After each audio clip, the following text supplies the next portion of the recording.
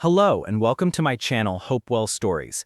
But before we dive into the full story, let me know where you're watching from and what time it is now, and don't forget to subscribe to the channel.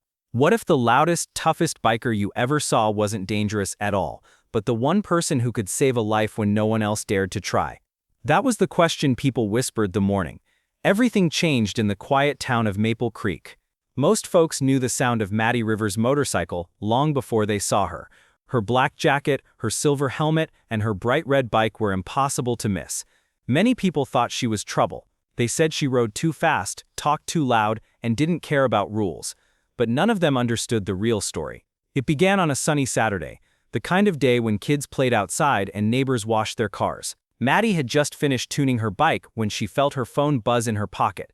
It was her mom, her voice shaky, rushed, unlike anything Maddie had ever heard.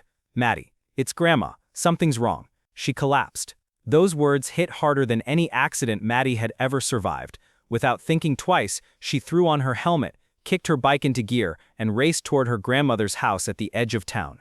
The engine roared like thunder as she sped down the street, ignoring the looks from people who stepped aside. All she could picture was Grandma Rose, her gentle smile, her warm hugs, the way she always kept extra cookies hidden just for her. As she rode, the world around her blurred. Trees, houses, and street signs melted into streaks of color. Her heart pounded faster than her motorcycle engine. When she reached the house, the door was wide open. "Grandma!" Maddie shouted, but her voice cracked in fear. She found her on the kitchen floor, pale, breathing shallowly. Maddie knelt beside her, hands trembling. "It's okay, Grandma. I'm here," she whispered, though she wasn't sure it was true. Her mom was stuck in traffic across town. The ambulance was even farther away. Maddie checked her grandmother's pulse, weak but there. She grabbed her phone again. "Emergency," she said. "My grandmother collapsed. She's not waking up." The operator guided her through what to do, but Maddie could feel time slipping away. Every passing second felt like a threat. Then she looked at her motorcycle. It was risky, it was wild, but it was the only chance. "I'm taking her to the hospital myself," she told the operator. "It's not recommended," the voice began. "I don't have time," Maddie said, her voice steady now, her fear hardening into courage. She carefully lifted her grandmother, surprised at how light she felt, and secured her on the bike.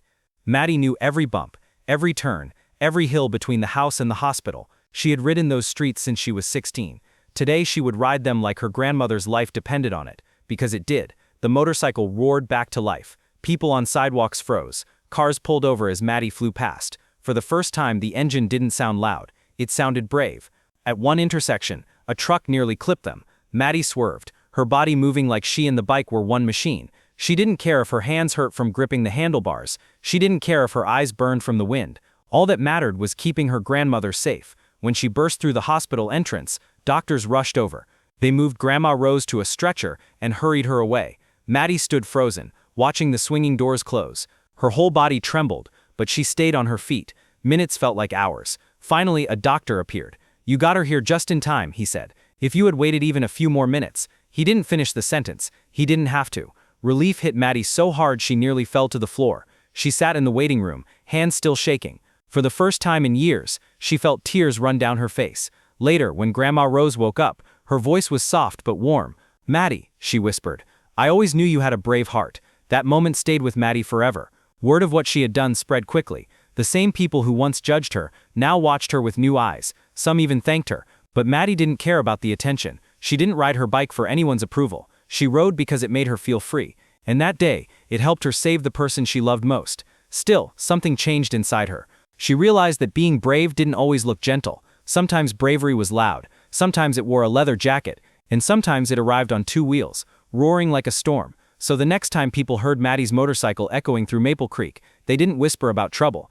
They whispered about the girl who risked everything for her grandmother. And maybe, just maybe, they wondered what hidden courage they carried inside themselves. So here's the question for you. When the moment comes that someone needs you, will you be ready to be brave? Let me know in the comments, what would you have done?